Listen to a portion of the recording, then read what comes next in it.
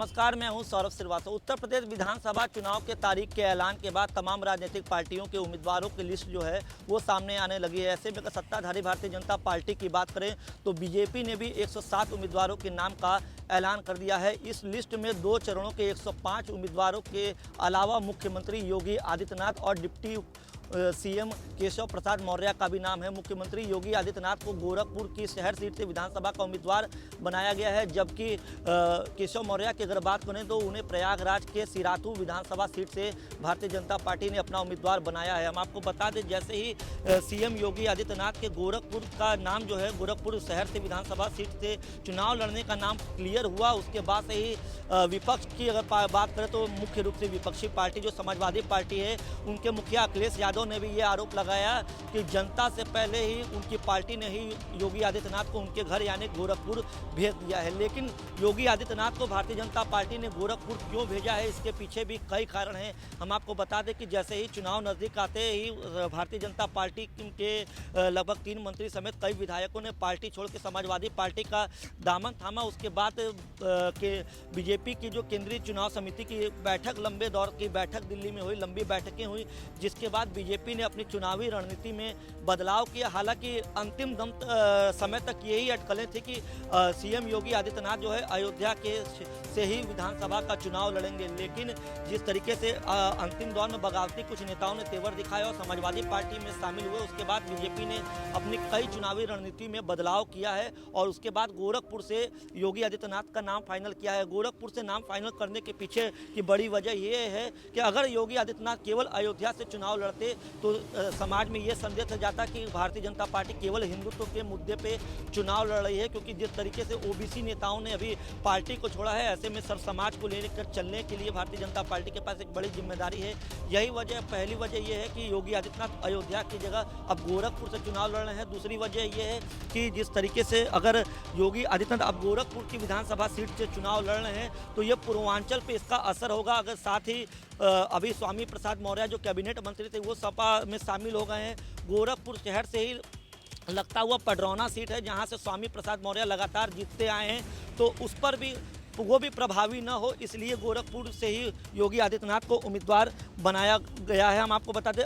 सूत्रों का, पार्टी के जो सूत्र हैं उनका ये भी कहना है कि अगर योगी आदित्यनाथ अयोध्या से चुनाव लड़ते तो ज़्यादा समय उन्हें अयोध्या में देना पड़ता है, ऐसे में वो प्रचार के लिए उनको समय कम मिलता। दूसरा संदेश ये जाता कि भारतीय जनता पार्टी सिर्फ हिंदुत्व के मुद्दे पर चुनाव लड़ रही है और इस कारण भी पार्टी ने काफ़ी सोच विचार करने के बाद योगी आदित्यनाथ को गोरखपुर शहर की सीट से अपना उम्मीदवार घोषित किया है। दूसरी वजह यह भी माना जा रहा है कि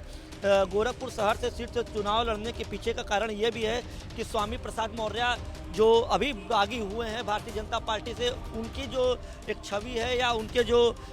प्रचार करने का तरीका है वो हावी न हो, उसको रोकने के लिए भी योगी आदित्यनाथ गोरखपुर पहुंचे हैं। इसका असर पूरे तौर पे पूर्वांचल की सीटों पर भी देखने को मिलेगा, क्योंकि आसपास से जब बड़े नेता कहीं से विधानसभा चुनाव लड़ते हैं या किसी शहर से लोकसभा का चुनाव लड़ते हैं तो आसपास की जो सीटें होती हैं उस पर सीधा उसका प्रभाव पड़ता है। हम आपको बता दें,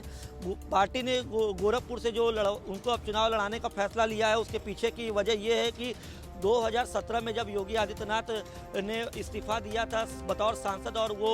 मुख्यमंत्री बने थे विधानसभा चुनाव के बाद, उसके बाद वहाँ पे उपचुनाव हुआ था और उपचुनाव में वहाँ पे लंबे समय के बाद जो है समाजवादी पार्टी की वापसी हुई थी, जिसके बाद योगी आदित्यनाथ के नेतृत्व को लेकर भी सवाल उठ रहे थे। ऐसे में अब पार्टी किसी भी तरीके का रिस्क नहीं लेना चाहती है। यही वजह है कि योगी आदित्यनाथ को एक बार फिर से गोरखपुर से ही उम्मीदवार बनाया गया है, ताकि आने वाले समय में गोरखपुर में जो भारतीय जनता पार्टी का एक प्लेटफॉर्म है वो जिस तरीके से पहले मजबूत रहा उसी तरीके से मजबूत रहे। योगी आदित्यनाथ की जीत की राह आसान इसलिए भी नहीं मानी जा रही है क्योंकि गोरखपुर शहर से 4 बार के विधायक रहे राधा मोहन दास का अग्रवाल का टिकट काट करके योगी आदित्यनाथ को टिकट दिया गया है। तो योगी आदित्यनाथ भले ही गोरखपुर से 5 बार लगातार सांसद रहे, लेकिन विधानसभा चुनाव लड़ने के लिए उनके लिए थोड़ी सी चुनौती इसलिए होगी क्योंकि 4 बार के विधायक का टिकट काट करके बीजेपी ने इस बार उनको वहां से उम्मीदवार बनाया। हम आपको बता दें, 2002 में योगी आदित्यनाथ ने जब बीजेपी उम्मीदवार शिव प्रताप शुक्ला को, जो वर्तमान में राज्यसभा के सांसद भी हैं, उनके खिलाफ राधा मोहन दास अग्रवाल को हिंदू वाहिनी के बैनर तले उतारकर शिव प्रताप शुक्ला को चुनावी मैदान में उतारकर मात देने के खिलाफ बीजेपी के खिलाफ एक तरीके से मोर्चा खोला था। जिस चुनाव के बाद योगी आदित्यनाथ और राधा मोहन दास के अग्रवाल के रिश्तों के बीच खटास आ गई थी और उनके बीच दूरियां देखने को मिली थी, तो उस समय तमाम इस तरीके की खबरें भी निकल के आ रही थी कि योगी आदित्यनाथ और राधा मोहन दास अग्रवाल में जो रिश्ते हैं वो ठीक नहीं चल रहे हैं। हालांकि 2007 में जब पार्टी राधा मोहन दास को टिकट देने का फैसला किया तो योगी ने उस समय भी खुलकर विरोध किया था। जो गोरखपुर शहर से उनको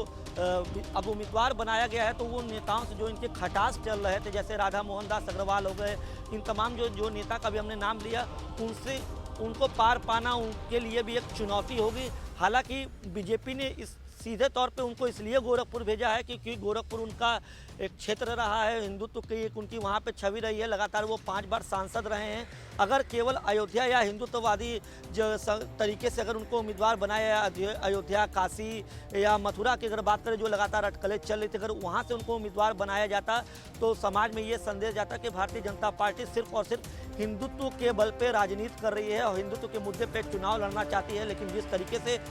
चुनाव नज़दीक आते ही लोगों के बगावती तेवर देखने को मिले हैं, भारतीय जनता पार्टी ने अंतिम समय में अपना पूरे रणनीति को बदला है और अब सेफ जोन में पॉलिटिक्स करती हुई नजर आ रही है।